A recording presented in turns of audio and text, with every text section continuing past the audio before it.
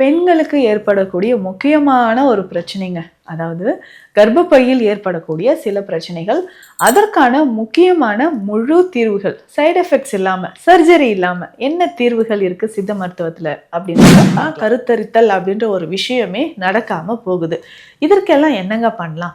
அப்போ யுட்ரஸ்ல இருக்கக்கூடிய ப்ராப்ளம் நமக்கு குணமாகணும், பீரியட் சைக்கிள் ரெகுலர் ஆகணும், ஹார்மோன் இம்பேலன்ஸா இருக்கு இல்லையா, அது நம்ம பேலன்ஸ் பண்ணோம்னா என்ன மாதிரியான விஷயங்களை நம்ம ரெகுலரா எதுங்க எடுக்கலாம்? ஸோ சிம்பிளா நான் சொல்ற ஒரு விஷயத்த நீங்க ஃபாலோ பண்ணிக்கோங்க. இந்த கஷாயம் நம்ம எடுக்கும் பொழுது உடல்ல இருக்கக்கூடிய பல கழிவுகள் உடல்ல இருந்து நமக்கு வெளியேற டெய்லி ரெகுலரா ஒரு மாதம் நீங்க ஃபாலோ பண்ணிக்கிட்டே வாங்க. நெக்ஸ்ட் வரக்கூடிய பீரியட்ஸ்ல நல்லாவே உங்களுக்கு டிஃபரன்ஸ் தெரியும்.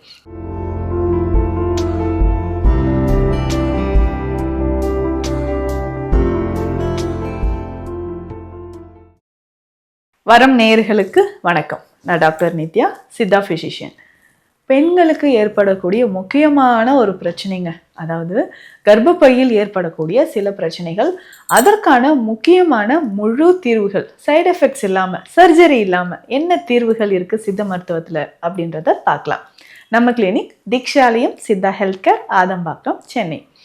நிறைய பெண்களுக்கு ஒரு 40-45 இயர்ஸ் நீங்கள் கிராஸ் பண்ணியிருக்கும் போது வரக்கூடிய சில பிரச்சனைகள் என்ன ஆகும்னா, இர்ரெகுலர் பீரியட்ஸ், எக்ஸசிவாக ப்ளீடிங் இருக்குங்க. ப்ளீடிங் கண்ட்ரோல் பண்ணவே முடியாது. நிறைய பேர் செய்யக்கூடிய தவறு என்னென்னா, எனக்கு ப்ளீடிங் நிறைய இருக்குது, எவ்வளோ நாளாக இருக்குங்க. இப்போ என்னென்னா, எனக்கு பீரியட்ஸ் வந்ததுன்னா 10 to 15 டேஸ் வரைக்கும் ப்ளீடிங் இருக்குங்க, 1 மந்த் கூட ப்ளீடிங் இருக்கும். இதே மாதிரி எனக்கு 1 வருஷமாக இருக்குது அப்படின்னு சொல்கிறீங்க. ஸ்டார்டிங்லே ஃபஸ்ட்டு 1 மாதம், first month, at first time உங்களுக்கு இந்த மாதிரி irregular bleeding, excess menstrual bleeding இருந்துச்சுன்னா இமிடியேட்டாக அதற்கான சிகிச்சைகளை நம்ம எடுக்கணும். அப்போவே விட்டுட்டு கொஞ்சமாக ஒரு 6 மந்த்ஸ் ஆகுது, 8 மந்த்ஸ் ஆகுது அப்படின்னு நீங்கள் விட்டுட்டிங்கன்னா காலப்போக்கில் கண்டிப்பாக நமக்கு நிறைய ப்ராப்ளம்ஸ் வர ஆரம்பிக்கும். நீங்கள் உடனடியாக பண்ண வேண்டிய ஃபஸ்ட்டு விஷயம் என்னென்னா, நல்லா கவனித்து செல்ஃபாக நீங்கள் ஒரு அனலைஸ் பண்ணணும். நமக்கு வெயிட் கெயின் ஆகிட்டே போதா, கடந்த 6 மாதத்தில் நம்மளுடைய உடல் எடை எப்படி இருக்குன்றதை ஃபஸ்ட்டு தெரிஞ்சுக்கோங்க. செகண்ட் பாயிண்ட் என்னன்னு நீங்கள் நோட்டீஸ் பண்ணணும்னா, உங்களுடைய தைராய்டு லெவல் எப்படி இருக்குது அதை பார்த்துக்கணும். ஸோ தைராய்டு ஹார்மோன் இம்பேலன்ஸாக இருக்கா அப்படின்றதையும் தெரிஞ்சுக்கோங்க. அடுத்ததாக ஸ்கேன், கண்டிப்பாக ஒரு ஸ்கேன் எடுத்து பார்த்துருங்க. ஸ்கேன் பார்க்கும்போது நமக்கு என்னென்ன, ஸோ யுட்ரஸ் ரிலேட்டடாக இந்த ப்ராப்ளம் இருந்துச்சுன்னா நமக்கு எக்ஸஸ் ப்ளீடிங் இருக்கும். சரி, என்னென்ன ப்ராப்ளம்? ஃபர்ஸ்ட் பிசிஓடி ப்ராப்ளம் இருக்கா, நம்மளுடைய ஸ்கேன் ரிப்போர்ட்டில் பிசிஓடி ப்ராப்ளம் இருக்கான்னு தெரிஞ்சுக்கணும். அதுக்கப்புறம் ஃபைப்ராய்டு யூட்ரஸ் அப்படின்ற ஒரு கண்டிஷன் இருக்கா அப்படின்றத நீங்கள் தெரிஞ்சுக்கணும். பல்கி யூட்ரஸ், இதுதான் பெரும்பாலும் நிறைய பேருக்கு இருக்கக்கூடிய ஒரு ப்ராப்ளமாக இருக்குது. பல்கி யூட்ரஸ் அப்படின்னு போட்டிருப்பாங்க. இதை தாண்டி எண்டோமெட்ரியோசிஸ், இது பெரும்பாலும் எக்ஸஸ் ப்ளீடிங் வர்றதுக்கு இது ஒரு முக்கியமான ஒரு ரீசனுங்க. ஸோ இந்த எண்டோமெட்ரியோசிஸ் இருக்கா அப்படின்றதும் நீங்கள் தெரிஞ்சுக்கோங்க. ஏன்னா இப்போ சைல்ட் பர்த்துக்கு அப்புறம் ஒரு 2 பேபிஸ் நமக்கு பிறந்து ஒரு 10 வருஷம் ஆகுது. அதுக்கப்புறம் பீரியட்ஸ் ரெகுலராக இருந்து ஒரு 45 இயர்ஸ் கிராஸ் பண்ணும்போது நியரிங் அந்த மெனோபாஸ் ஸ்டேஜ் வருது இல்லைங்களா, அப்போது நம்ம உடலில் கண்ட்ரோலே இல்லாமல் ப்ளீடிங் வர ஆரம்பிச்சிடும். நிறைய பேருக்கு இந்த ஹார்மோன் சேஞ்சஸ் வராததுனால இர்ரெகுலர் பீரியட்ஸும் நமக்கு யுட்ரஸில் இந்த மாதிரி சில பிரச்சனைகள் ஏற்படுது.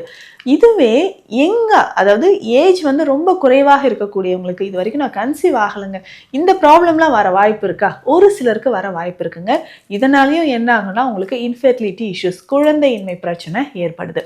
அப்போது கர்ப்பப்பையில் ஏற்படக்கூடிய இந்த மாதிரி முழு பிரச்சனைகளுக்கும் முக்கியமாக இந்த பல்கி யூட்ரஸ், எண்டோமெட்ரியோசிஸ். ஸோ யுட்ரஸ்க்கு இன்னர் மோஸ்ட் லேயர், உள்ளே இருக்கக்கூடிய அந்த லேயர் தான் எண்டோமெட்ரியம். இது என்ன ஆகுனா, அப்நார்மலாக நமக்கு ஹார்மோன் சேஞ்சஸ்னாலேயோ இல்லை நம்மளுடைய டயட் ஹேபிட்னாலேயோ என்ன ஆகுனா, நல்லா க்ரோத் ஆகி யூட்ரஸ்க்கு வெளிப்பக்கமும் வர ஆரம்பிச்சிடும். ஸோ கொஞ்சம் கொஞ்சமாக அங்கங்கே திட்டுக்கள் மாதிரி க்ரோத் வந்துச்சுன்னா அதனாலேயும் நமக்கு எக்ஸஸ் ப்ளீடிங் இருக்கும், ஃபெலோபியன் டியூப் பிளாக்கேஜ் இருக்கும். இதனாலேயும் என்ன ஆகுனா, கருத்தரித்தல் அப்படின்ற ஒரு விஷயமே நடக்காமல் போகுது. இதற்கெல்லாம் என்னங்க பண்ணலாம்? அப்போது யுட்ரஸில் இருக்கக்கூடிய ப்ராப்ளம் நமக்கு குணமாகணும், பீரியட் சைக்கிள் ரெகுலர் ஆகணும், ஹார்மோன் இம்பேலன்ஸாக இருக்கு இல்லையா, அது நம்ம பேலன்ஸ் பண்ணோம்னா என்ன மாதிரியான விஷயங்களை நம்ம எடுக்கணும்? நல்லா கேட்டுக்கோங்க. இனிப்பு சுவை என்ன பண்ணணும்? கண்டிப்பாக அவாய்ட் பண்ணிடணும். நல்லா புளிப்பாக சாப்பிட்றீங்களா, அதையும் அவாய்ட் பண்ணிக்கோங்க. ஸோ இது ரெண்டுமே நம்ம அவாய்ட் பண்ணும்போது அடுத்தடுத்து நம்ம சாப்பிடக்கூடிய விஷயங்கள் அப்படின்னு பார்த்தோம்னா நல்ல துவர்ப்பு சுவை இருக்கக்கூடிய விஷயங்களை எடுத்துக்கணும். ஸோ துவர்ப்பான விஷயங்கள், கசப்பான விஷயங்கள் என்ன பண்ணுன்னா அதிகமாக நமக்கு எண்டோமெட்ரியம் திக்கனிங் இருக்கா அதை வந்து நமக்கு பேலன்ஸ் பண்ணுறதுக்கு ரொம்ப ரொம்ப யூஸ்ஃபுல்லாக இருக்கும் அப்படின்னு சொல்லலாம். அப்போ ரெகுலராக எதுங்க எடுக்கலாம்? ஸோ சிம்பிளாக நான் சொல்கிற ஒரு விஷயத்தை நீங்கள் ஃபாலோ பண்ணிக்கோங்க. இந்த கஷாயம் நம்ம எடுக்கும்பொழுது உடலில் இருக்கக்கூடிய பல கழிவுகள் உடல்ல இருந்து நமக்கு வெளியேற ஆரம்பிக்கும். சிம்பிளாக இந்த கஷாயம் என்னென்ன அப்படின்னு பார்த்தோம்னா, முதல்ல நாவல் கொட்டையோட பொடி எடுத்துக்கணுங்க. அசோக மரப்பட்டை இருக்கு இல்லைங்களா, இதனோட பொடியும் உங்களுக்கு கிடைக்கும். ஸோ இது ரெண்டுமே ஈக்குவல் அமௌண்ட் எடுத்துக்கோங்க, 100 கிராம்ஸ். ஸோ நாவல் கொட்டையோட பொடி நம்ம எடுத்துக்கணும். அசோக பட்டை அப்படின்னு கேட்டிங்கனாவே அதோட பொடியே உங்களுக்கு கிடைக்கும். இது ரெண்டும் எடுத்துக்கணும்.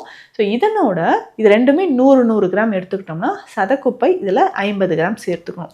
ஸோ சதக்குப்பை அப்படின்னு சொல்கிறது ஈஸ்ட்ரோஜன் லெவலை மெயின்டைன் பண்ணுறதுக்கு ரொம்ப முக்கியமான ஒரு மூலிகை.